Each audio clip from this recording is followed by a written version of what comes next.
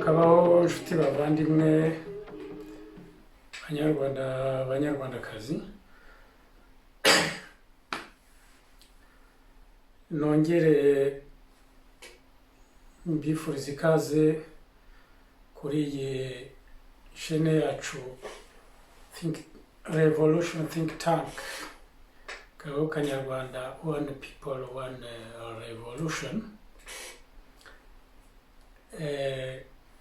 Nkuko bisanzwe mbohereje urukundo from Belgium, mbohereje n'ubushyuhe symbolique kuba kuri mwebwe mwaba mudashyushye bihagije ku mubiri aho muri hirya no hino, cyangwa se cyane cyane abadashyushye ku mutima, ufite ubukonje ku mutima. Ndasuhuza abari mu Rwanda rwa hariya, nkasuhuza n'abantu mwese muri mu Rwanda rwo hanze. Nongeye kubasuhuza rero, murakabaho.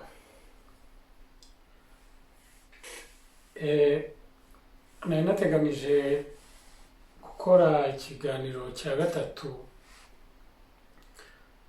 cya rwa rwunge rw'ibiganiro nari natangiye, aho mbaganiriza kuri iriya crise d'identité ya iriya peuple bita abahutu bo mu Rwanda, ariko wenda nzabikomeza ubutaha.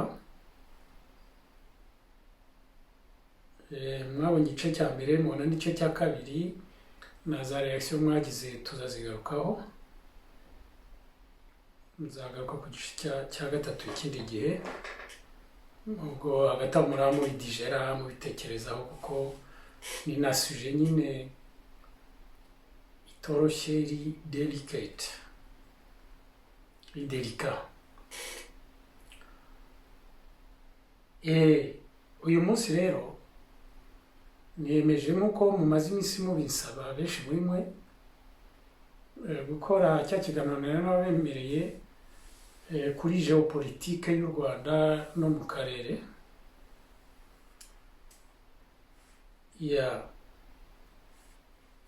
Ikiganiro rero cy'uyu munsi nakise u Rwanda mu makorosi ya geopolitique. Icyo nita ikorosi rya geopolitique y'isi, nemeza ko n'ubu ngubu turi mu ikorosi, tumaze nk'imyaka ingahe turi muri iri korosi rishyashya rya geopolitique y'isi. Icyo nita ikorosi rya geopolitique ni igihe cyose abayobora isi banyeganyeze bagahindura umuvuno mu buryo babona isi n'uburyo iyobowe, noneho bagahindura umuvuno bakabireba ukundi, uko isi yahinduka ukundi. Ibyo ntibapfa kubikora, haba hari impamvu zibiteye. Abo bategeka isi rero nibo nakwita le centre, nibo twita le centre géopolitique du monde, World Geopolitics Central.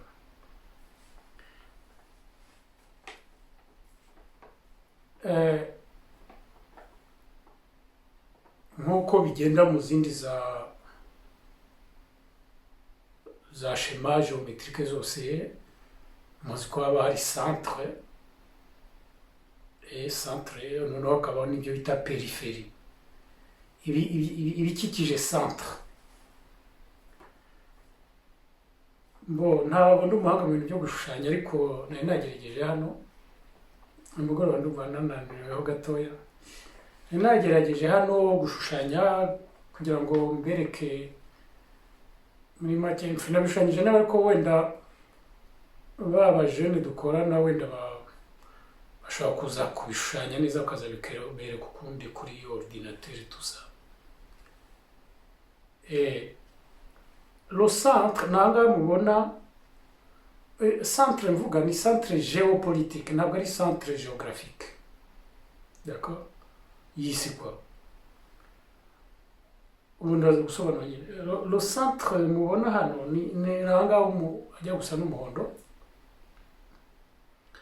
noneho hari ibyo twita proche périphérie périphérie yegereye ibikikije centre ariko biyegereye noneho hakaba n'icyo nakwita extrême périphérie ni ibiri kure donc ibihugu biri kure ya centre biri kure cyane. Alors twavuga ko tugerekeranije le centre géopolitique y'isi ni ibihugu bikize cyane byiganjemo cyane cyane ibyo muri western ni ukuvuga ibihugu bya western Europe Ubufaransa Ubwongereza Ubudage Ububiligi Autriche Italie Espagne etc bikize pays bita pays industrialisé wongeyeho none ukongeraho l'Amérique du Nord North America États-Unis na Canada ukongeraho Australie niyo mpamvu nabwiye ko atari centre géographique c'est le centre géopolitique ukongeraho Australie ukongeraho Japan ukongeraho n'abihugu bita les dragons byateye imbere bita South Korea za Malaisie etc les dragons économiques zo muri Asie au sud-est asiatique turiya twa Singapour tout ça na Hong Kong. Ça c'est le centre géopolitique y'isi urabyumva muri izo hano muri périphérie muri périphérie twavuga nka biriya bihugu byegereye Méditerranée donc ibihugu émergents niko babyita muri les puissances émergentes twavuga surtout nk'ibihugu byegereye Méditerranée byari no bisa n'ibijya kugira umuco nk'uwo w'abazungu ko biri hafi uretse ko bifite idini rya gisilamu abarabu ibihugu by'abarabu tukavuga nka Brésil ibihugu émergent tukavuga South Africa la périphérie proche South Africa Uburusi Ubushinwa d'accord et muri périphérie proche non murabona aho nakize donc iyi périphérie proche ni anga h'ubururu kwa ariko mo hagati mwabonye ko hari le Moyen-Orient nashyiza donc ok voilà la périphérie proche donc ni ubururu noneho rero ibi by'icyatsi aka kantu ko hirya k'icyatsi ni ibihugu byose bikennye etc ariko hano kubera ibyo tuzavuga uyu munsi nafashemo iriya zone y'iwacu gusa nshyira aha ngaha noneho hano mwabonye muri proche périphérie hari zone yitwa Moyen-Orient aha nashyize icyatsi ariko ari mu bururu sinzi niba bigaragara neza ni iriya Moyen-Orient proche Moyen-Orient biriya by'abarabu ariko bikize cyane muri pétrole kwa pays du Golfe le Golfe na hariya za Syria niki na za nanuza na Égypte etc le proche et le Moyen-Orient la Turquie etc nabishyizemo hano iranga iyi zone nayashyize mu cyatsi kubera ko ndaza kubabwira impamvu tuza kwivugaho noneho toujours muri iyi zone y'ubururu ya périphérie proche nashyizemo Uburusi n'Ubushinwa kuko nabyo byamye bisa n'ibisatira nyine le centre birwanira hegemonisme ni ukuvuga gushaka kwiyempoza ku isi yose kwa urabyumva. Uburusi nk'uko ndaza kubwira ko mu kanya, Uburusi bwatanze Ubushinwa kwegera centre. Iyo tuvuga centre, nimba nza kuvuga centre géopolitique, muze kumvamo n'Uburusi ko bwamye buriho, ariko ubu ngubu Ubushinwa nabwo buri kuzamo, kwa ubu ngubu nabwo Ubushinwa nabwo buri muri centre géopolitique du monde. Voilà iyi shema.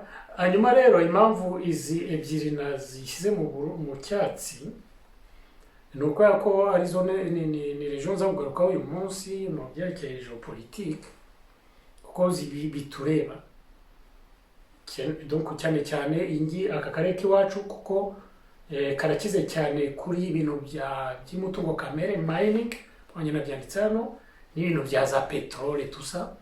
Noneho évidemment le Proche et le Moyen-Orient muzi ko nyine ikize cyane muri petrole cyane cyane. Izi zone rero nashyize mu cyatsi akaba arizo cyane cyane zikunze kuberamo isibaniro iyo iyi centre ihinduye umuvuno, akaba ibintu bigomba guhinduka, bagashaka gucanga amakarita y'isi. Cyane cyane baba barangamije amaso hano kuri Moyen-Orient no kuri region y'iwacu, niho hakunze kuba amasibaniro cyane, ariko n'ahandi birahaba évidemment, gusa ibi ni ibitwerekeye cyane. Voilà, niba ngombwa ko nza kugaruka ku ikarita ndayigarukaho. Alors icyo rero nashaka kuvuga ni uko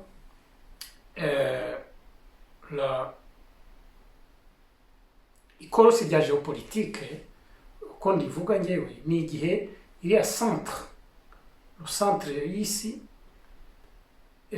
ifashe icyemezo ku mpamvu zayo zo guhindura umuvuno w'uburyo isi igomba gutegekwa.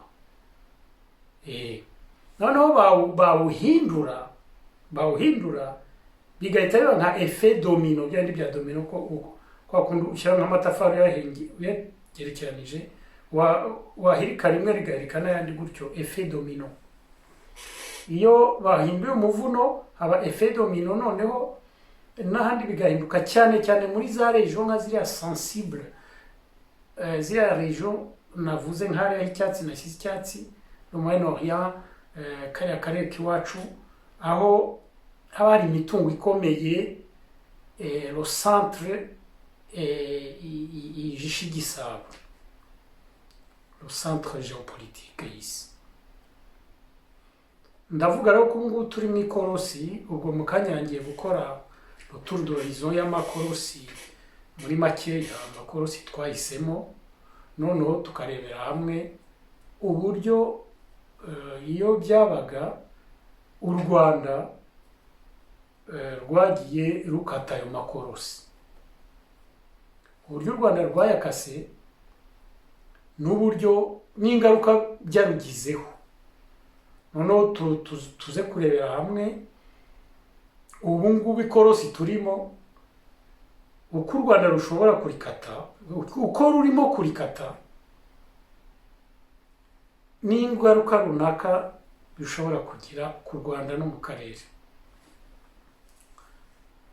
Ikorosi rya mbere rya géopolitique, ubwo nyine nuko nge mbibona, ibi nuko nge mbibona, ntabwo ari hame, nta hantu mba nabisomye, ariko nuko mbibona. D'accord? Évidemment bafite na za connaissance nyine ibyo nize etc, ariko ahangaha ni isesengura ryanjye ko ikorosi rya mbere rya géopolitique ryabaye ni ikorosi nakwita rya esclavage, ubucakara bw'abirabura, byo bise la traite négrière. Ni cya gihe abazungu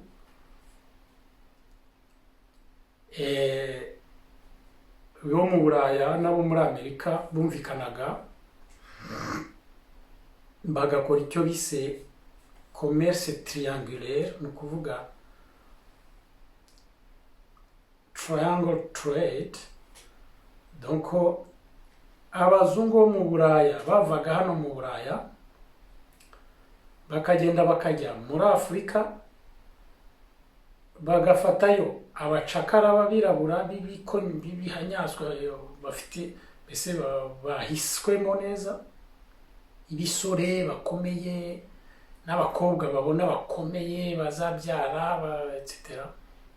bazabasha no aba abakobwa abasore bafataga ibihanyazwa bizabasha no kuresista ntibipfire mu nyanja, ariko amato y'icyo gihe ntabwo yari develope nk'ay'ubu, bahuraga n'ibintu byinshi bizazane ku nyanja etc. n'uburyo babafataga nabi kuko babacucikaga mu mato, babakubita, indwara zabaga kuko byamaraga amezi n'amezi bari ku rugendo, bafataga abakomeye bahiswemo neza, noneho bakabagura hano muri Afurika y'abirabura, bagahita babashyira mu nyanja ya Atlantika bakabajyana muri Amerika yo haruguru no muri Amerika y'epfo, za Brazil etc. na Etats-Unis d'Amerique hose na za Mexique hose kwa. Noneho bakabagurisha muri Amerika, bagafata amafaranga bakayacyura hano mu Buraya. D'accord? Habagamo n'abakeya wenda bazana i Buraya ariko ntabwo byari cyane. Urabyumva babajyanagaho ahakenewe cyane la main d'œuvre. Iri korosi ryakorewe iki rero?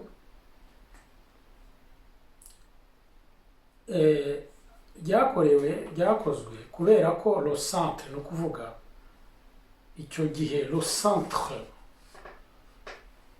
yari ukurikire yari Uburaya na Amerika n'Uburusi, ariko Uburusi ntabwo bwagiye muri commerce triangulaire. Kubera iki? Kubera ko Uburusi icyo gihe bwari butaraba Union des Républiques Socialistes Soviétiques, cyari igihugu nacyo giteye imbere mu Moyen Age. Abarusi ngira ngo muzi amateka byari bimeze nk'i Buraya, abami baho barongorwa abandi barongwa etc. bagakorana n'utuntu tw'udutambara, ibintu nk'ibyo. Abarusi ntabwo bagiye muri commerce kubera ko Afurika yari kure yabo kandi badafite access kuri ziriya nyanja bita izishyushye, les mers chaudes. Icyo gihe le canal de Suez yari itarabaho, iriya nyine canal isigaye ihuza inyanja y'Ubuhinde n'akanyanja gato ka Mediterane. Urabyumva? Abarusi ntabwo bagiye muri commerce triangulaire. Icya kabiri ni uko abirabura bagomba kubajyana ahantu kugira ngo babe proactive bakore neza, bagomba kubajyana ahantu hari climat ijya kumera nk'aho baturutse. Urumva? Niyo mpamvu nko muri Amerika, muri Canada ntibagiyeyo, no muri USA, les États-Unis d'Amérique ntabwo bagiye muri North, muri za Leta zo muri North States, bagiye muri za Leta zo muri Sud ziri kuri Equateur.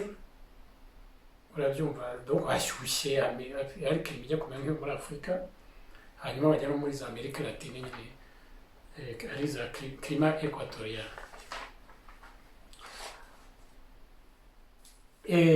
Donc icyo rero le centre yashaka ikibazo le centre yashaka gukemura ikatari yakoze ya esclavage byari yuko ekonomi zo muri centre zari zitangiye gusohoka muri ibyo twakwita ekonomi primitive, ubukungu bwaho.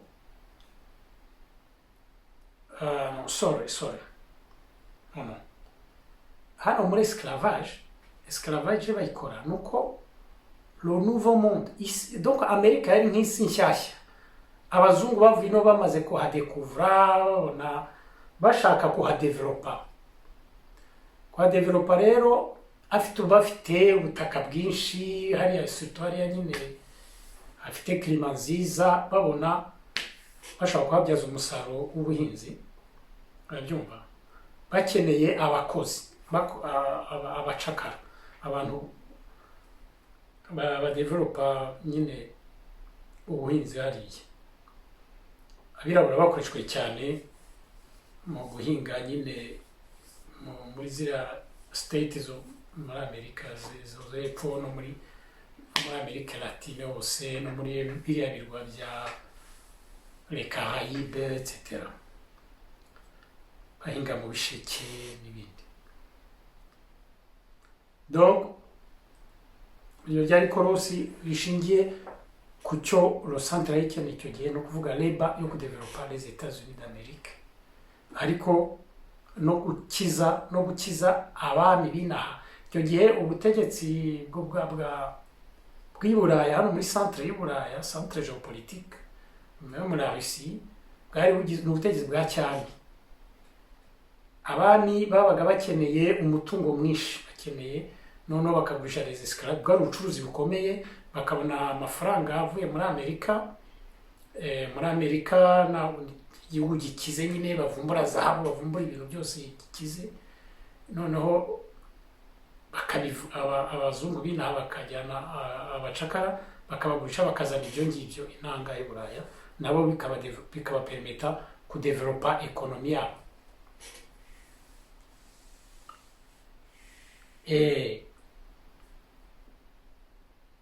Donc nuko byagenze.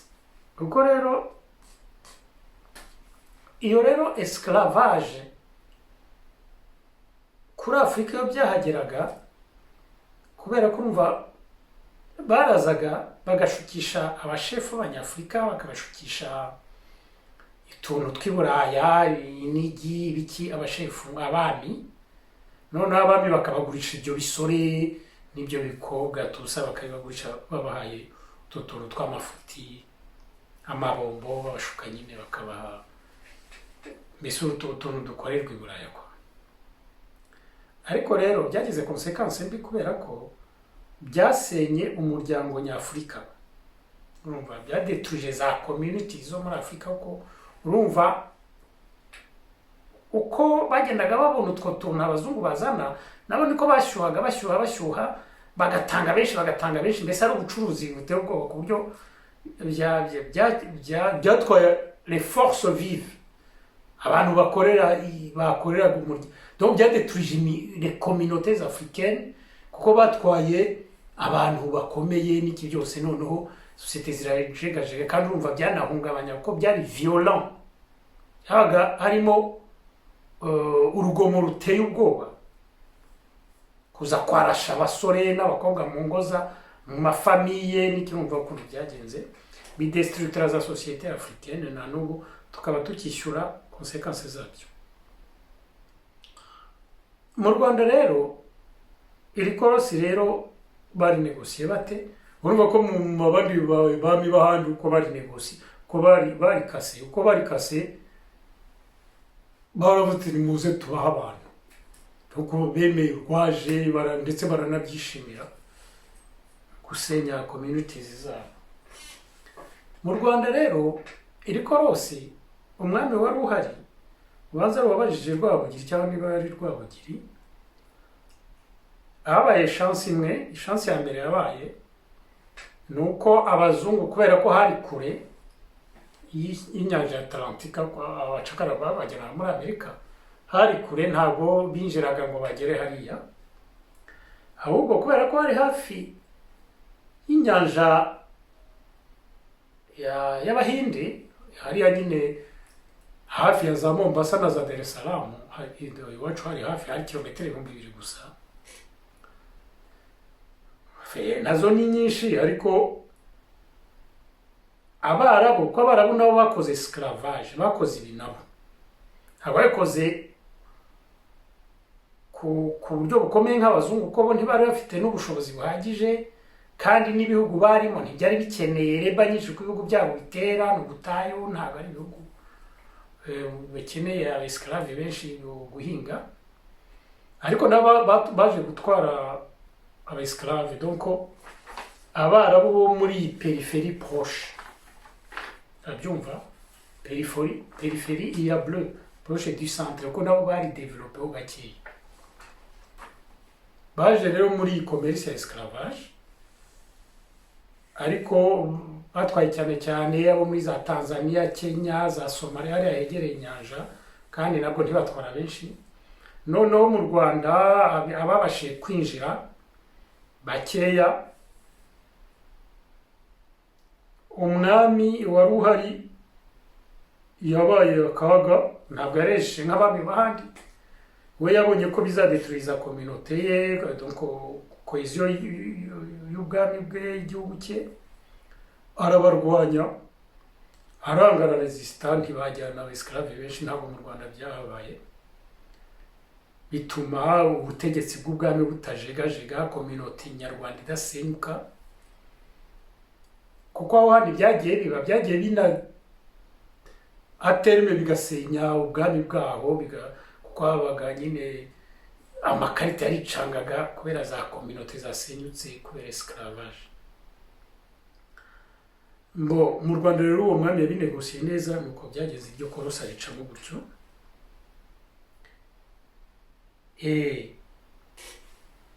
Iryo ni korosi rya mbere.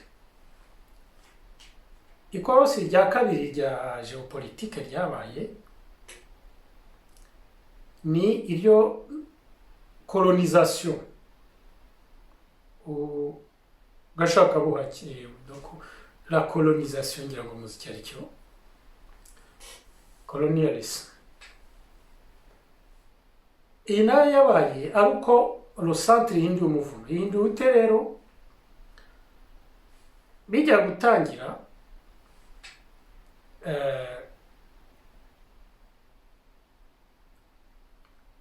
Habaye révolution industrielle, urabyumva. Révolution industrielle niki ni ya periode, ni igihe ubukungu bwateraga imbere inangaha, byatangiye mu Bwongereza no muri za region zimwe za hano mu Bubiligi, la Wallonie Belge, niho révolution industrielle byatangiriye,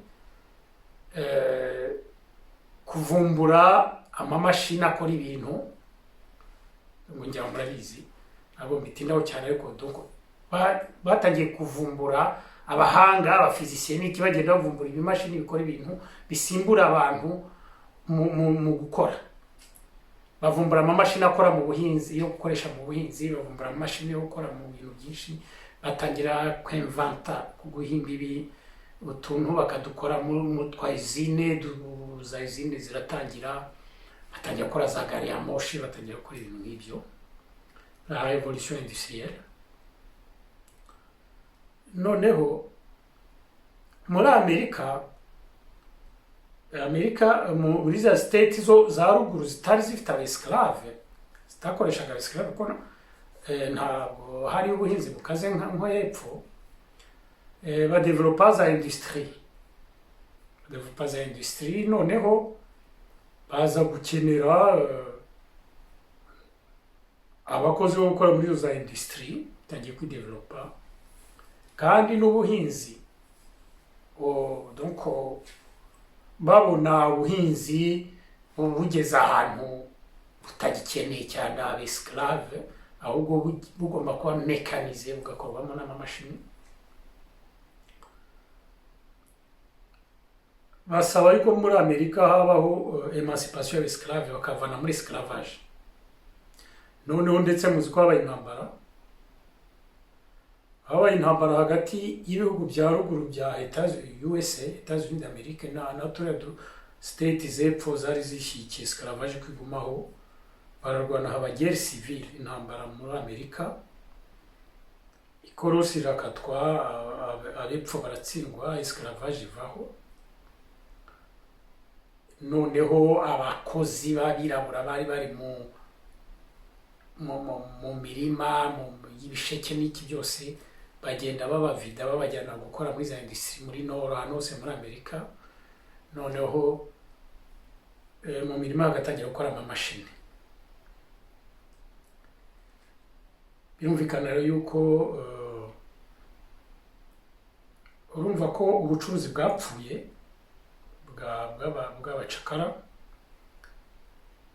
Uburaya, iyi centre y'Uburaya itakaza izo rovoni zose zaturuka ku bacakara, kandi hano naho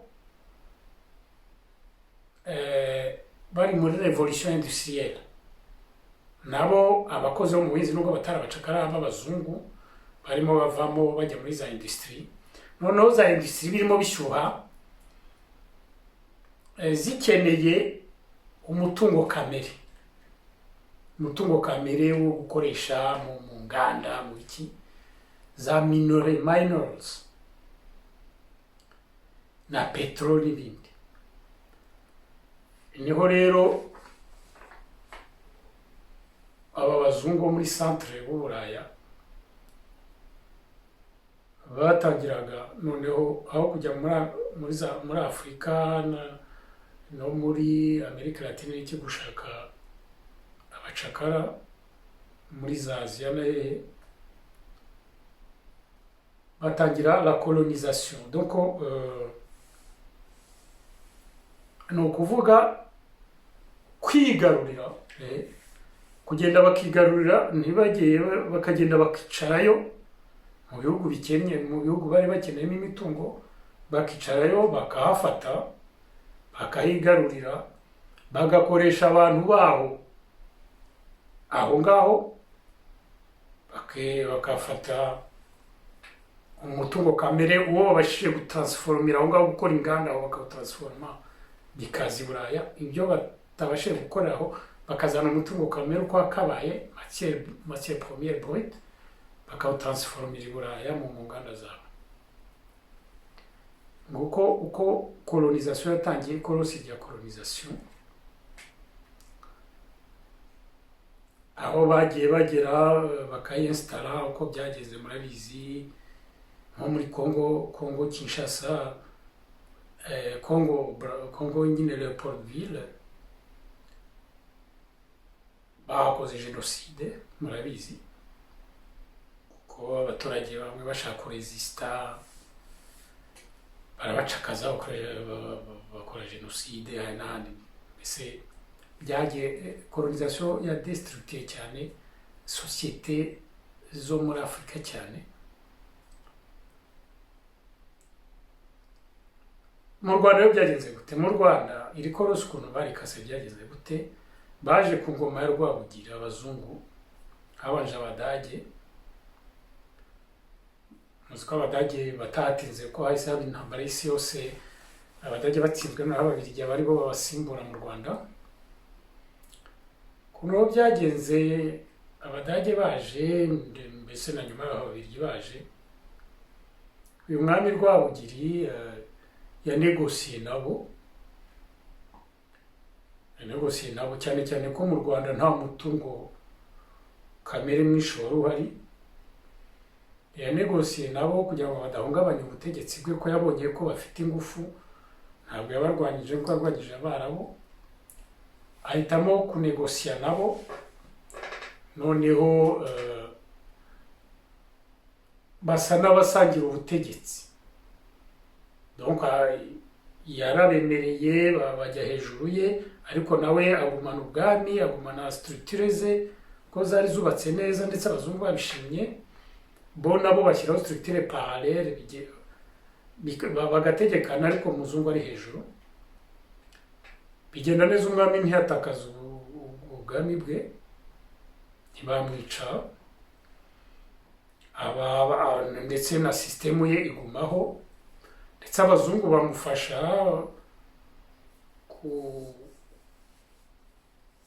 kuzana ubushobozi bwo gukoresha cyane cyane abaturage b'Abahutu,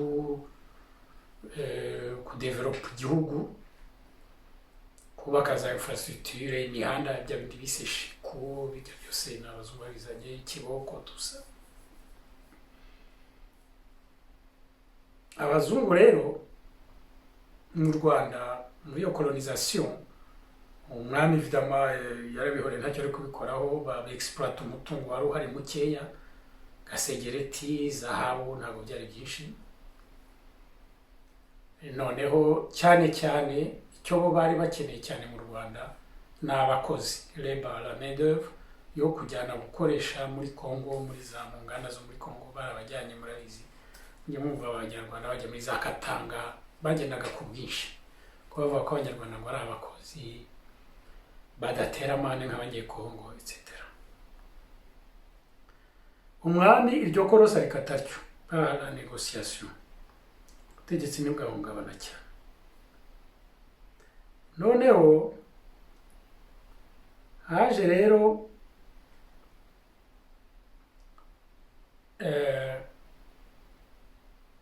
haje ikorosi rya gatatu, naryo riza kubera ko le centre yabishatse. Iri korosi kubera ibyari byabaye muri centre, muri centre rero habaye iki? Habaye impinduka zikomeye muri centre. Habaye intambara y'isi yose.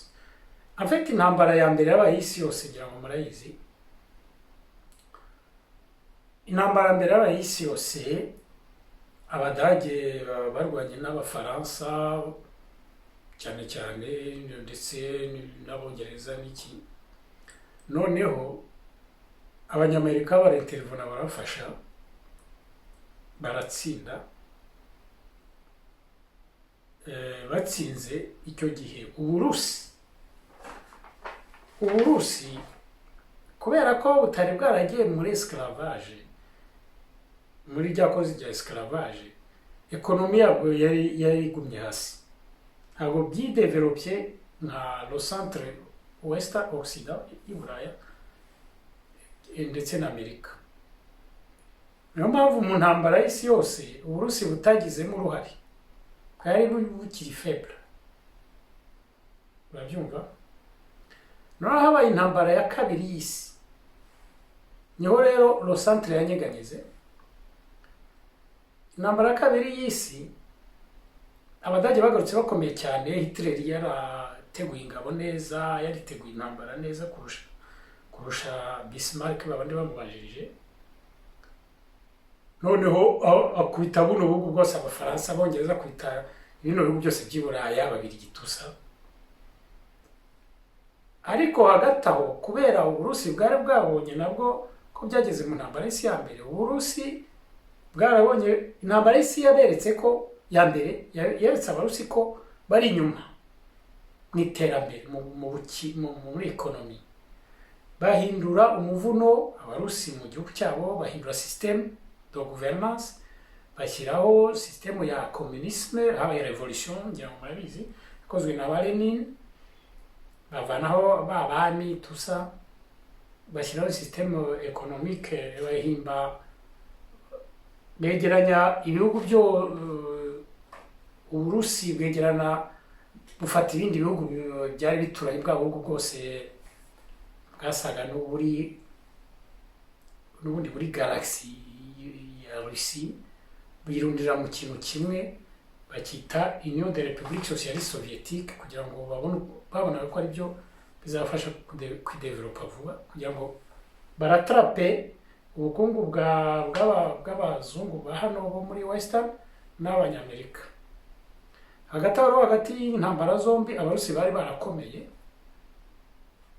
ku buryo intambara kabiri bayigizemo uruhare rukomeye, ndumva, ariko ndabigira ndi kuvuga muri make, bayigizemo uruhare rukomeye cyane.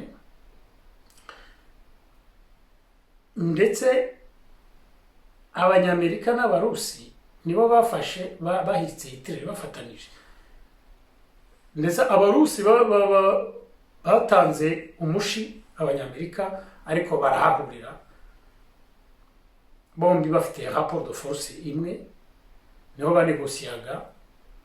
Uburusi babwinjiye mu mateka gutyo bw'iyapro. Noneho Uburusi buvano busa n'ubwegereye le centre, mbese nabo buba part of ya centre. Intambara y'isi rero irangiye bigenda bite? murumva icyasohotsemo nuko lo centre yanyeganyeze, amakarita yari icanze muri centre, azokamo super puissance ebyiri, les États-Unis d'Amérique na Union des Républiques Socialistes Soviétiques, URSS.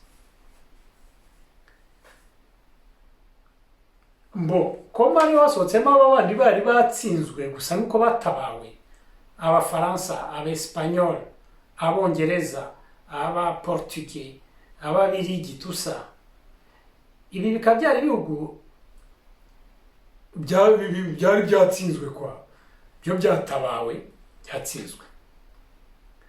Abarusi n'abanyamerika bafata icyemezo ko ahagomba kuvamo gucanga amakarita y'isi bundi bushya.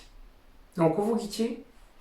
Baravuze bati ntabwo bishoboka yuko twaba aba bantu tubatabaye bari ku butaka, noneho mu bigiye gukurikira bakagumana za koloni, urumva, akaba ariho bakomeza ku exploit umutungo w'isi hirya no hino, kuko nagira ngo nibutse ko abarusi ntibajye muri esclavage, ariko na colonisation ntibari barigiyemo abarusi. Bo bari twakwita ko bari barakoronije igihugu, bari bafatanije, kumva si ukoroniza, bari bafatanije muri union ya union URSS. Abarusi ntibakoronije, abanyamerika ntibakoronije, ariko ibindi bihugu byari byakubiswe gusa bigatabarwa. La France yari ifite empire nini cyane ku isi yose, urumva, y'ibihugu bakoronije. Espagne ifite empire nini cyane cyane muri Amerika Latine ndetse no muri Afurika hariya Australia. Abongereza bafite empire itera ubwoba kugera muri Aziya za Buhinde n'isi yose. Ababirigi bafite kiriya cya Kongo kiruta Uburayi bwose, bafite n'u Rwanda n'ubundi. Noneho barabati ibyo ntabwo bishoboka, haba gucanga amakarita bundi bushya. Kugira ngo bayacange, abanyamerika n'abarusi bafashe icyemezo cy'uko colonisation ari akarengane, yuko bitagigezweho, yuko les peuples du monde zigomba kuba indépendants. Ndetse la CIA, donc les services de renseignement américains, cyane cyane kwa, ariko na KGB n'uke bakajya mu kujagajaga gushyushya mu bihugu bya Afurika, bati ni musabe independence, ni mwivumbagatanye ku Bafaransa, mwivumbagatanye ku Bongereza, bakajya muri Aziya, bakajya bati mbese nk'ibi bakoze mu Barabu mu minsi yashize, ibyo bise les printemps arabes, nibyo bakoze, barashyushya, baba abarusi b'abanyamerika barashyushya,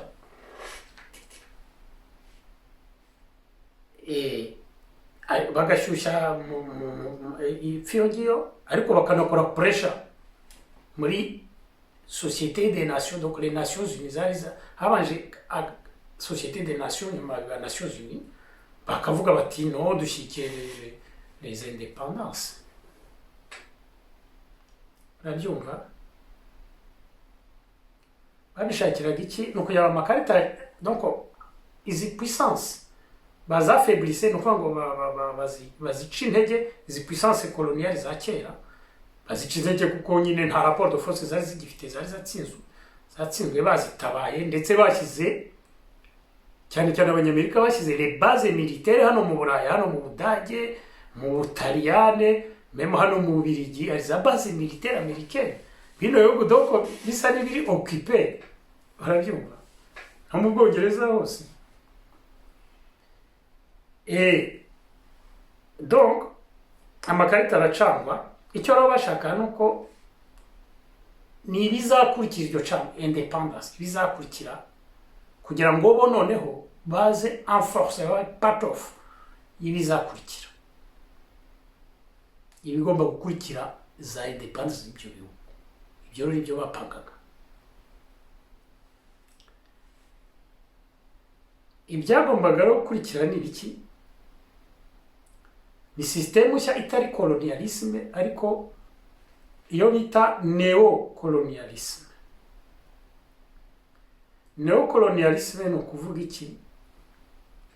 Donc le principe yari iki? Ni ukuvuga ngo ibihugu turabiha independence kubera nyine turabiha independence, ntabwo ari uko twumva ko bagomba kuba independent, ni uko tujyaho dukemura iki kibazo cyacu muri centre nyine hagati yacu. D'accord? Ko muri twumva ko batagomba kuba independent, tugomba gukomeza umutungo wabo tukaexploiter, ariko noneho karite zacanye ibindi bishya. Reka duhimbe ikindi kintu cyo kugomba kubakoloniza ariko ku bundi buryo. Iyo niyo neocolonialisme.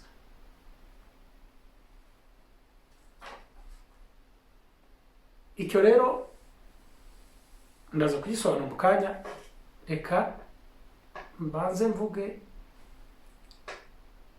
ukuntu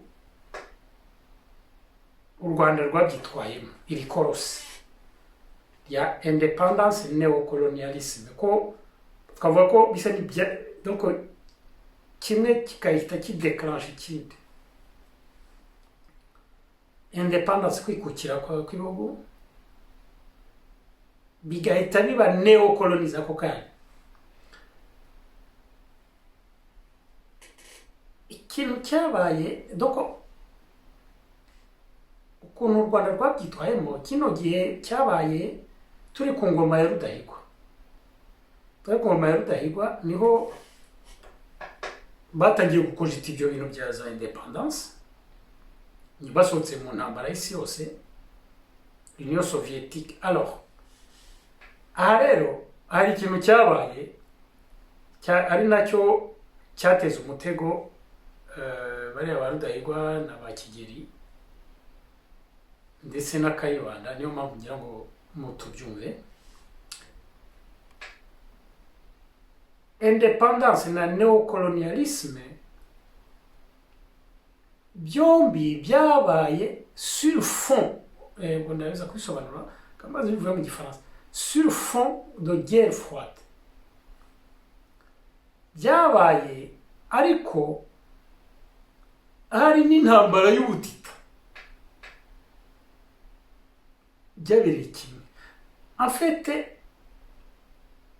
nubwo bwose abanyamerika n'abarusi na Union Soviétique bari d'accord, bumvikanaga ko za independence zigomba kuba, icyo nicyo cyonyine aho bagarukiraga, kuko ubundi bari baratangiye guhangana mu byiswe intambara y'ubutita hagati ya Union Soviétique na États-Unis d'Amérique. Noneho buri gice kikagira abagishyigikiye, ibyo bita le bloc de l'Est, bitaga bloc communiste. Ikindi gice kikagira abagishyigikiye, icyo bitaga le bloc capitaliste, bloc de l'Ouest. Ibi byose byabaye sur fond hari iza ideologie zitandukanye. Donc idéologie communiste wenda simbitindaho ko murabyumva. Abo ku gice cya Union Soviétique bari abakomuniste, no ku gice cya États-Unis d'Amérique barahisemo idéologie capitaliste, idéologie économique. Nabo ibyo wenda nzabigarukaho. Mbo dufate gusa ko bari bahanganye, hari intambara y'ubutita, batarwana nyakurwana ariko haba intambara ikonje, bose barimo bategura intambara ariko bumva bazahangana rimwe, hakaba indi ntambara. Niho batangiye gukora ibitwaro bya kirimbuzi, kurwanira kujya mu kirere, mu kwezi, n'iki tusa. Nibyo bise la guerre froide, intambara y'ubutita, Cold War. Byatangiye rero straight away intambara y'isi yose ikirangira. Ibyo bigomba kumvikana neza. Donc bumvikana yo kwabaza independence ariko bahanganye. Kubera ko bari bahanganye,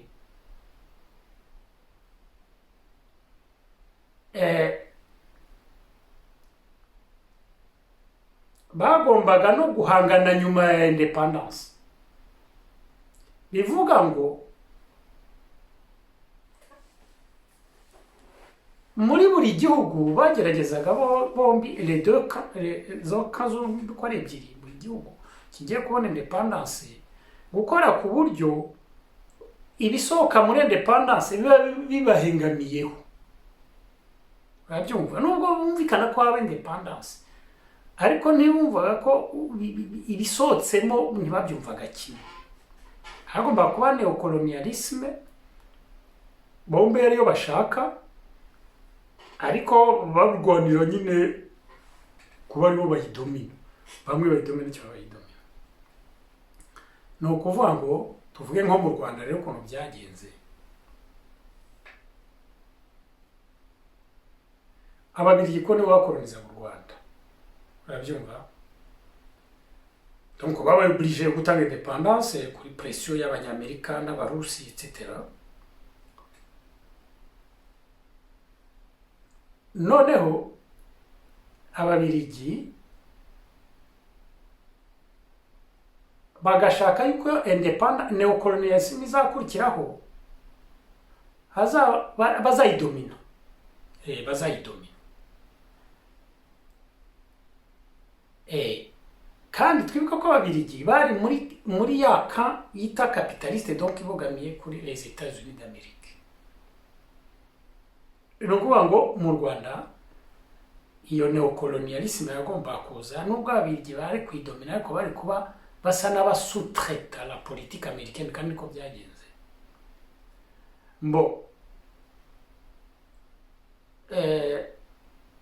noneho rero ukuntu byagenze, umwami Rudahigwa niwe byatangiriyeho, ntabwo yabashe gufata kureba kure ngo arebe amenye abafite ingufu. yafashe la puissance y'ababiligi kandi ni puissance coloniale ariko kicyuka. habyumva nizere ko bivuze mu Kinyarwanda batazamenya icyo navuze, kuko kuvuga ngo puissance y'icyuka kandi uri muri icyo gihugu bawitana. donc la Belgique yari puissance coloniale ko yicyuka, ko bari bafite gusa no Congo n'Ububiligi n'u Rwanda, nta kindi gihugu bakolonije. donc uriya Rudahigwa ashaka kubasumbua, asuzugura, yumva ari akapuissance, ntiyumve neza yuko inyuma y'ababiligi hari les États-Unis d'Amérique. barabyumva. noneho Rudahigwa atangira gusumbua ababiligi, njya mu muzi za histoire murabizi, batangira guhangana. we gusa agashaka gukemura ibibazo interne, akumva ko natanguranwa n'ababiligi gukemura ibibazo byari mu gihugu by'abahutu n'abatutsi, ashaka gukora revolution interne ya système ye. muzi ibyo yakoze, yashaka kugabanya ibikingi abahutu nabo bakabonaho inka etc. avuga ati inkora za reforme bano bababiligi ndaba mbaciye mbatanze umushi, nta kintu bashobora guheraho, mbese areba hafi. noneho kugeza ubwo bamukora ibyo bamukora, muzi ko bamwishe.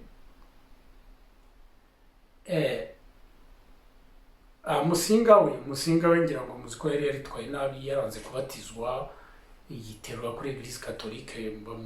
murabizi ko byagenze. uriya wasimbuye Rwabugiri. ibyo byari imbere. noneho Rudahigwa akora imibare mibi, yiterura gato ku ababiligi baramuroga arapfa. noneho Kigeli umusimbuye we ndetse agera kuri arengaho, ahita yiyasosiya n'abakomunisite. donc ubwo yumvise ko ababiligi ari agapuissance gatoya, aravuga ati reka mbogamire kuba yigana Lumumba, ko Lumumba nawe nibyo yari arimo akora, gushaka kubogamira kuri Union Soviétique.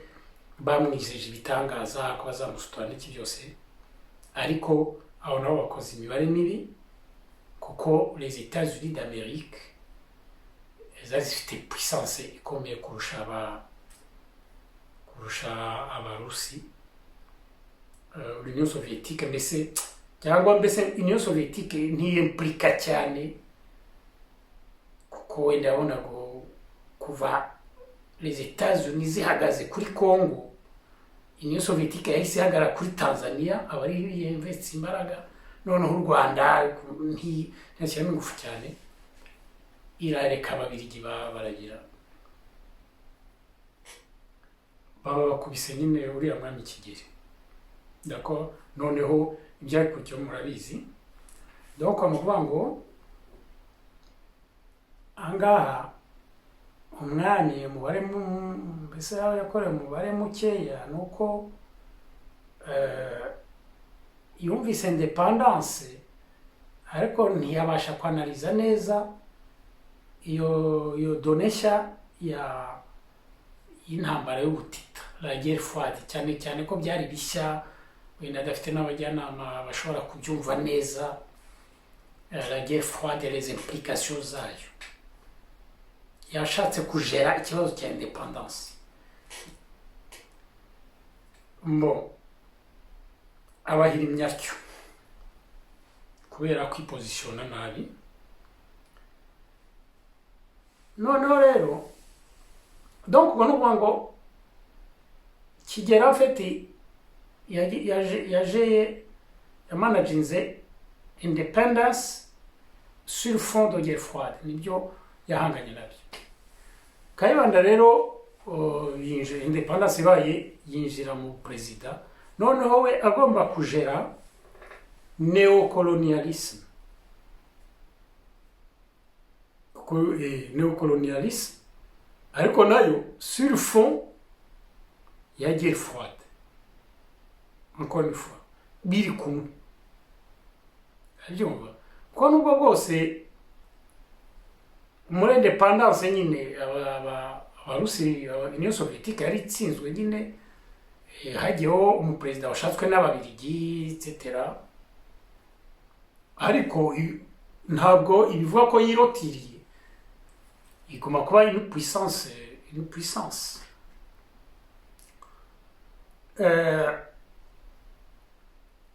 Ikagomba kugerageza kugira influence kwa Union soviétique yahise ifungura ambassade mu Rwanda nayo comme les États-Unis etc. Ishinga imizi cyane muri Tanzania, l'Union soviétique.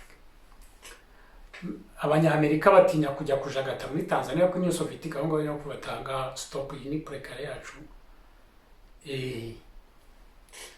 N'abanyamerika nabo muri Congo n'ababiligi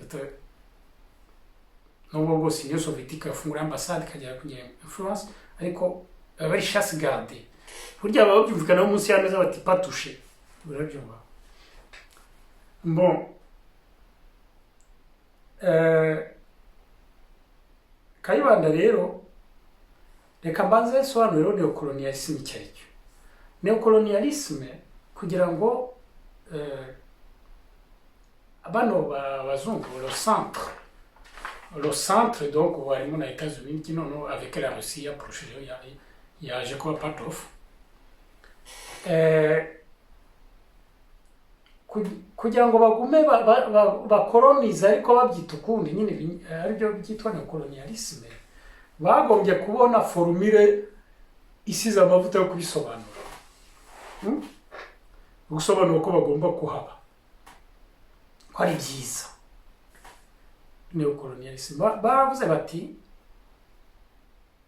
nubwo mubonye independance murabona ko mudafite la ressource humaine, ntimufite abantu bo kugera igihugu cyanyu bize bari forme n'iki byose, bari abazungu, abenshi bari abazungu none baragiye, bagomba mbese kugenda ko habaye décolonisation.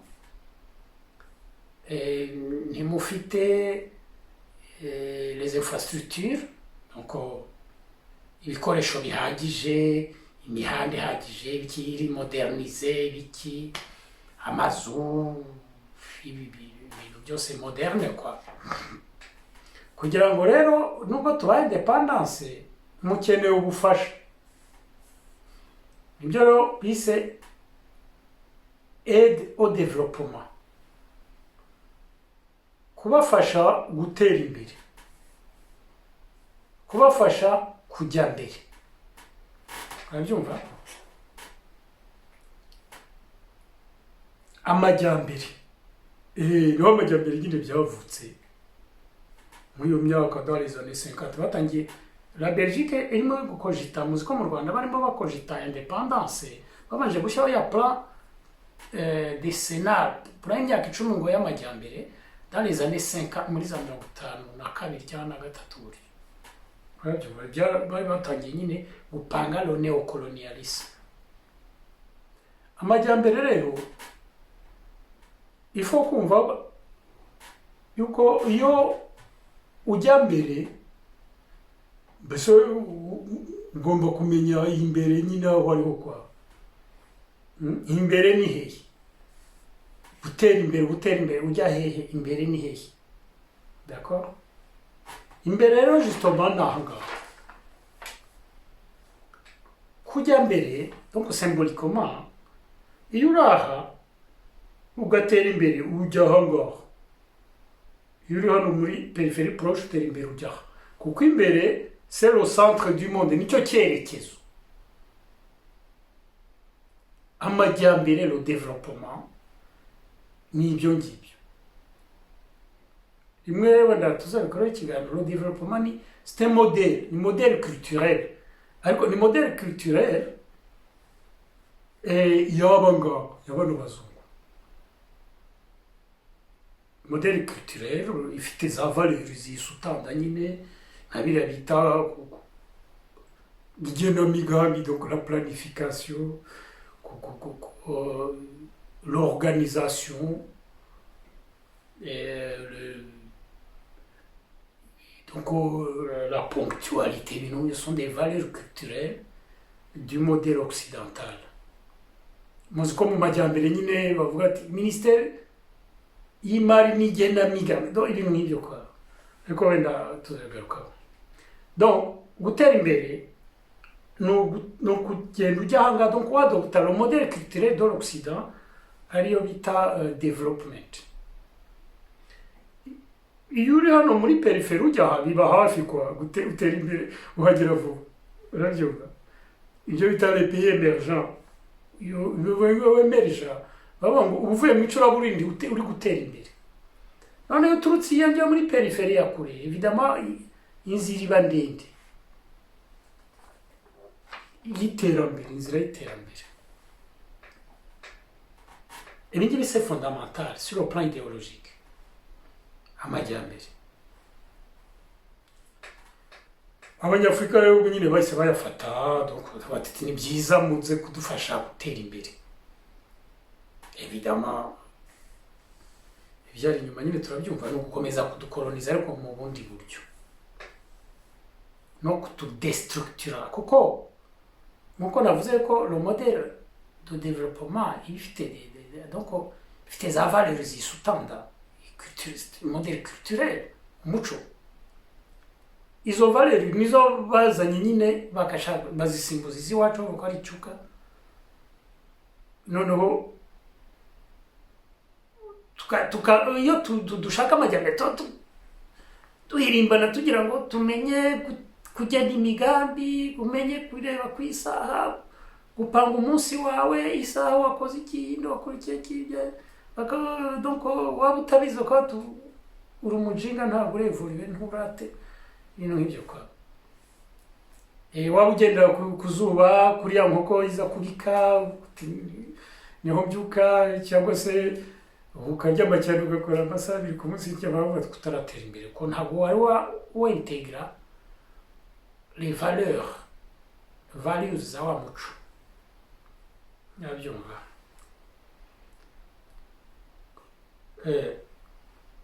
Ariko igitangaje wenda tuzabigaruka hari bya development, nuko nta nubwo babitwigisha ngo tubyentegre neza, tunibura tubimenye iyo muco yabo tuwentegre.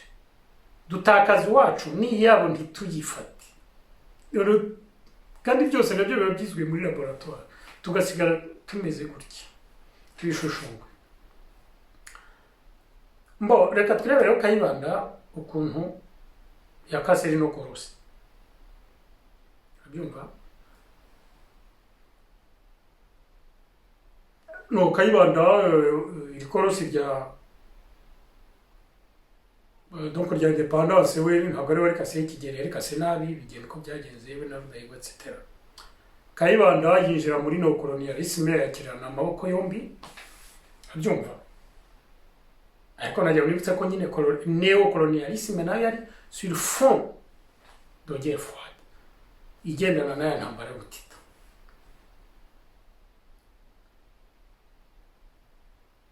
Noneho nyuma y'imyaka nk'itanu za independence mu ziko zabaye muri za 60 guhera muri 60 kugeza za 62 za independence zari zirangije kuba hirya no hino uretse uduhugu tumwe na tumwe nyine abazungu batashatse kuvamo kubera ko bari barakoze ibyo bita colonie de peuplement basa n'abaha igihugu cyabo nabo bafite n'ubwenegihugu nko muri za Zimbabwe etc. no muri za South Africa. Ibyo byaje nyine kuza nyuma kwikukira kwabo kwaje nyuma.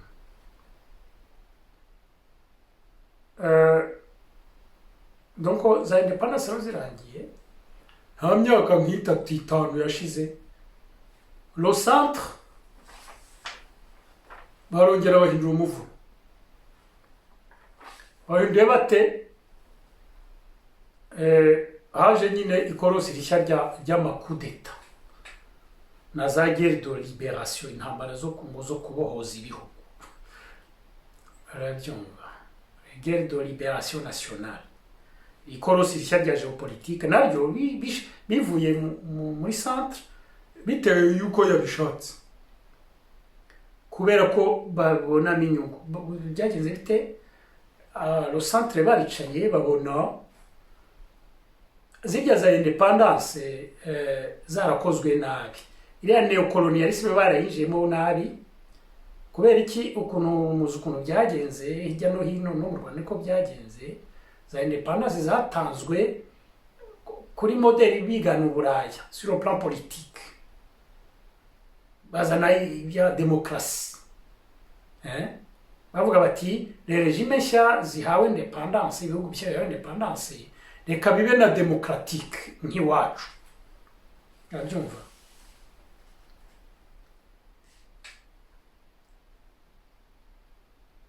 Ibi ngibi babikoze nyuma y'imyaka itanu ntabwo byatinze bahise babonye ko bibeshye urabyumva kubera ko basanze nyine ibyo bihugu bitegetswe na za regime démocratique zirimo amashyaka menshi parlement za débat byemezo bigomba kugibwaho impaka amatora amashyaka y'ubwoko bwinshi ndetse amwe ari communiste andi ari socialiste andi ari ibiki babona ari ibintu bigoye kubijera surtout le centre y'ingiyi capitaliste kubera ko nyuma y'izo za independence la guerre froide uko yagiye yavansa yagiye igaragaza yuko l'Union soviétique quand même ku munzani iri hasi le bloc capitaliste ari ifite ingufu kuko niyo yidevelopye vuba gukira abanyamerika ikintu bakoze le plan Marshall ngira ngo murayizi ya plan de relance économique ikomeye cyane bamena kuko les États-Unis d'Amérique intambara ntabwo yageze ku gihugu cyabo intambara y'Iburaya ibera no muri Union soviétique intambara y'isi yose muzi ko Hitler yagiye gusenya toute l'Union soviétique yari yageze hafi Moscou d'ailleurs intambara yahabereye donc bashegeshwe n'intambara Amerika yo nta ntambara yishegeshe none Amerika ahubwo isohoka mu ntambara ikize cyane kubera ko la machinerie de la guerre l'industrie y'intambara yo gukora ibibunda n'ibiki byose yarolanshije l'investissement aux États-Unis et relance la consommation aux États-Unis noneho amerika isohoka mu ntambara ikomeye, yinjira mu ntambara yo gutita ikize, ndetse abayibogamiyeho bya bihugu by'i Buraya byari byashishijwe n'intambara, amerika imenayo ibifaranga, nibyo bise plan Marshall, nabyo birazamuka biridevelopa, ariko abarusi ntihagire umenayo amafaranga, Union Soviétique, ku buryo intambara yo gutita yarakomeje, ari zombi ari super puissance, ko quand même Union Soviétique ifite umutungo mwinshi cyane cyane bagifite bya bihugu byose bya Ukraine na bihugu byo muri Asie Mineure byafite imitungo, petrole, gaz n'ibiki byose, ariko ntabwo ko exploiter umutungo wari bakeneye capital yo ntayo babonye. Capital yagumye muri bloc capitaliste, ku buryo rero kwidevelopa kwabo bidevelopye gahoro. Noneho rero muri ibi ngibi la puissance yagumye muri bloc capitaliste, nubwo bose intambara yo gutita yakomeje, ku buryo rero le bloc capitaliste niyo noneho yari isigaye isifura ifirimbi ya za changement majeur ku isi. Baje rero kubona ko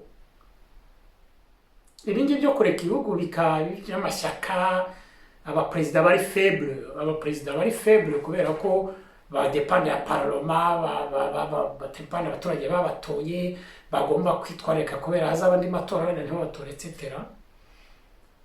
Bakabona ibingibi bibadindiza muri neocolonialisme yabo, mu byo bapangaga gukora, ku exploit umutungo no kwicaza hasi les peuples nubwo zitwa ngo zirindepanda, ariko bakabona ako kajagari kagoye kukajera. Bafata icyemezo cyo kubishwanyuza ibyo ngibyo bya demokarasi, bazana iriya turuna y'amacoup d'etat na za guerre de libération. Chaque fois iyo habaga coup d'etat yahitaga asesa umuribuka nyine Habyarimana avuga ngo inteko ishinga amategeko nubwo ntacyo yari imaze ngo irasheshwe, ngo abadepite barasheshwe, ngo ibiki birasheshwe, bahise basesa ibintu byose bya demokarasi byose, niko byagendaga bakabisesa. Noneho hakazaho des pouvoirs forts, les hommes forts, strong men, ku buryo le centre imenya yuko niba yanegosiye na perezida basinye contrat yo kuexploiter par exemple Somirwa, umutungo wo mu Kivu, bazi ko niba bawusinyanye ntabwo bizajya muri za paroma, ntabwo akajagari kazaba, abandi bazashaka kuvuga za bafrapa bakamuhana mu wayizo kwa frapa, noneho bakanegosiya n'umuntu umwe n'ubutegetsi buri structuré buri fort. Anibyo byoroshye, niyo mpamvu bazanye za coup d'etat, aho za coup d'etat zidashobotse bagakora, basanga wenda la configuration sociologique yo muri icyo gihugu idapermeta coup d'etat ku buryo bworoshye, bagakreya les guerres civiles, les guerres de libération. Noneho guerre de libération nayo iragiye hazaho un homme fort, cyane cyane waba none ashyizweho n'intwaro agafurapa, n'undi wa coup d'etat n'intwaro, ariko uyu nguyu we aho yanasenye yanadetruije n'yisha abantu muri iyo ntambara. Toutes les élites de l'ancien régime ya profisi intambara akazerimina.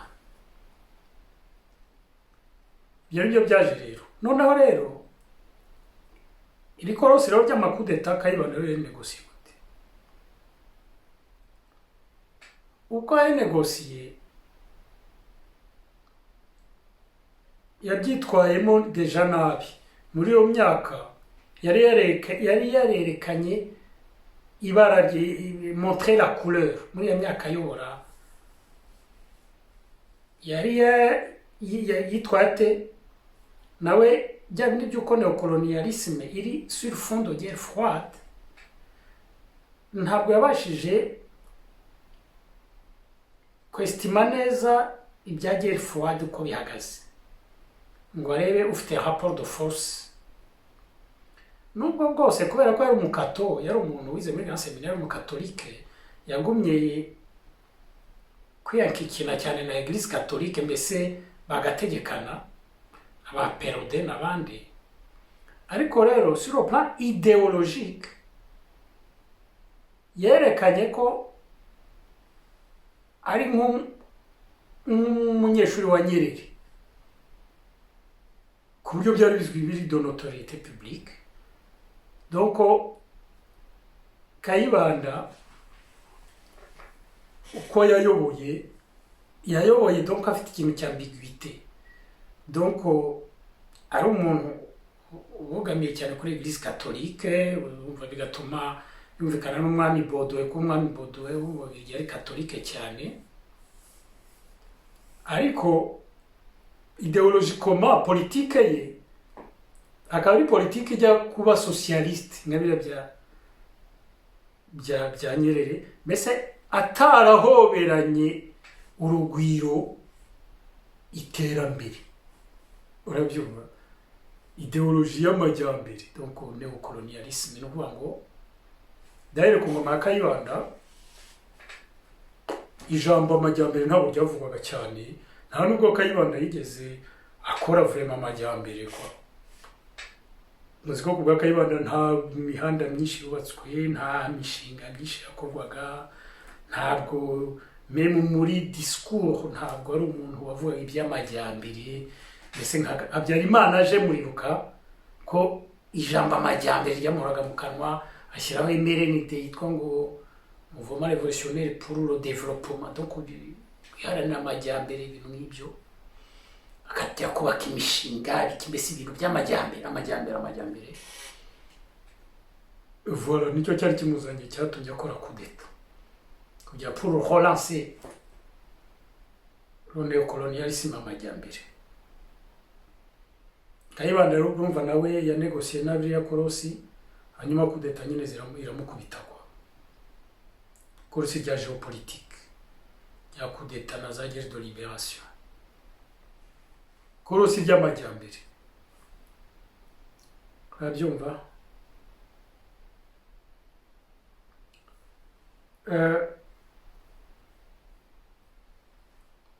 Habyarimana yinjira mu butegetsi nyine, noneho nawe ategeka gutyo mu majyambere cyane, abishyuhamo, arashyuha nyine, ntabwo atagize majyambere tous azimuts, urabyumva.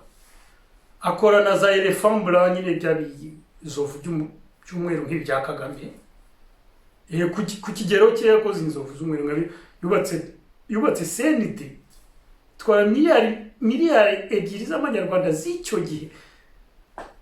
Banque nationale iba complètement vide, mbese byabaye nk'ibi bya convention center yubaka. Donc kuko CND kiriya kintu mukurikije ekonomi y'icyo gihe u Rwanda uko rwari rumeze, ntabwo rero rukeneye n'ubu ntirukeneye yuko abadepite b'agahugu nka kariya gakenye gutyo bakora mu kintu nka kiriya cy'imajesitiwe kuriya kitwayeyo kiriya kipe kuriya rwose paniseri bashobora gukora no mu nzu isanzwe na villa bari kwikoreramo. Donc amajyambere akora imihanda, mwabonye ko yakoze imihanda cyane, igihugu cyose agicuruza imihanda, akora ibintu byinshi, yubaka Roi Faisal, nubwo bwose atari bijyo Rwanda yubatse, ariko yarayemeye kado nyine y'umwami wa Faisal, yemera uko imeze kuriya miliyari ebyiri nazo z'icyo gihe. Ikipoma na n'ubu Roi Faisal biracyaduhagamye, ni nka CND, c'est pareil, na n'ubu u Rwanda ntiwagera kuri nivo yo kuba rwakwabsorba hôpital Roi Faisal ngo rwayijera neza. Ekipoma zayo ultramoderne zihore ziri ultramoderne, igira abaganga bazi kubikoresha bahagije, bari forme. Hôpital Roi Faisal quoi, il est accessible aussi, ko umunyarwanda ashobora kuyivurizamo, umunyarwanda moyen akivurizamo ntihombe, akabona abantu bahagije abanyarwanda bashobora kwishyura ibyisaba kugira idahomba. Donc n'ubu ntabwo. Donc rero c'était un cadeau ya elephant blanc. Amajyambere Habyarimana nyine abyivurutamo, abikora uko ashoboye, hanyuma kugeza igihe abera ikorosi yarurangiza naryo riturutse aha ngaha muri centre byaranyeganyeze. Cyanyeganyeze n'iki? Ni uko kwa kundi navuze Union Soviétique yagumye muri guerre froide ariko ntiyabasha kudekora kubera ko nta kapitali yabonye yo exploit umutungo wayo. Yagumye igenda ikena imunga noneho kugeza igihe système ya Union Soviétique, même le système communiste bari bashyizeho, wenda tuzabigarukaho, ntabwo yapermetaga Union Soviétique kwidevelopa nk'uko système capitaliste yapermetaga, ariko c'est compliqué. Donc toujours est-il que donc l'Union Soviétique itazamutse no kuzageza ubwo igenda yidesintegra muri 1989 irahirima urukuta rwa Berlin ruragwa. Ibyo ndumva mubizi. Amakarita ahita yicanga hano muri centre. Donc hasigara le bloc capitaliste ariyo yonyine iri en scène, iri ikomeye.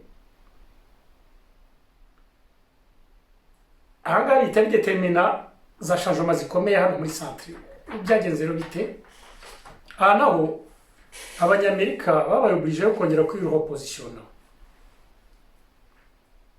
kubera ko igihe cyose habaga ari muri guerre froide, ko kamwe n'ubwo Union Soviétique itari komeye ariko yari ifite potentiel yo kuzamuka, cyane cyane ko hari n'Ubushinwa buzamuka kandi bushobora kwiyariye n'Abarusi. Etats-Unis yahoraga ifite ubwoba, donc yakonsatira imbaraga zayo zose zo guhangana n'izo bloc na bloc de l'Est. Noneho ahangaha muri peripherie cyane cyane ingiri iri kure, Etats-Unis d'Amérique yarasutretaga, yari yaremeye gusutreta Abafaransa na cyane ubwo twivugira iby'iwacu, yaremeye gusutreta Abafaransa n'Ababiligi hano iwacu surtout n'ahandi, ariko tuvuga iby'iwacu. Cyangwa muribuka yuko ndetse Ababiligi bari bageze aho, kubera ko les Américains bavuze bati Abafaransa n'Ababiligi hariya muri Afurika nyine nta kibazo, mufite boulevard, ntabwo tuzaza kubaderanja, mupfa kuba musutreta politique capitaliste yacu ya bloc de l'Ouest, ubundi mushobora gukora icyo mushatse. Kugeza ubwo ndetse Abafaransa nabo hagati yabo n'Ababiligi babirwaniyemo gato, Abafaransa bakajya basunika Ababiligi gato babigizayo. Mwonye nko mu Rwanda Abafaransa nabo basigaye badomina, Ababiligi baragize frustration kubera icyo. Ibi byagize rero ikomeye mu ntambara y'Inkotanyi. Bon, alors urukuta ruguye rwa Berlin, Abanyamerika baravuga bati bya bindi twongera ducanga amakarita. Ntabwo, kubera ko tutagifite umwanzi hariya, ntabwo ari ngombwa yuko bano ba petit Bafaransa cyane cyane ko nibo bari basigaye nyine badomina hariya, tugomba kubareka baka-exploiter hariya, bati natwe turashaka noneho kubifata byose, bo bakaba za annexe zacu. Donc annexe nkuko yaba ufite villa, aba bakaba za annexe. Murabyumva? Abanyamerika nuko babibonaga, donc conceptuellement nuko babibonaga. Ibi byose ni rapport de force, yego aba ari inshuti, ariko le rapport de force. Nibwo rero bafataga icyemezo cyo gucanga amakarita mu Rwanda no muri Congo no mu Burundi. Murabyumva? Ubu ngubu mwabonye ko ndetse bari baratangiye no kujya kugira inyota kuri prekari y'Abafaransa me muri Afrique de l'Ouest.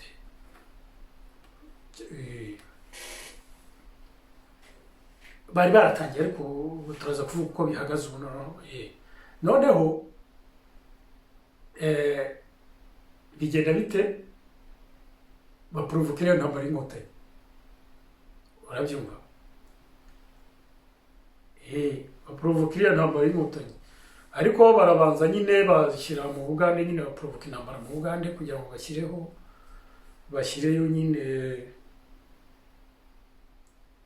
umuntu wabo kuko yagombaga nyine gufasha kubakinga inkotanyi zigiye gufata u Rwanda no muri Congo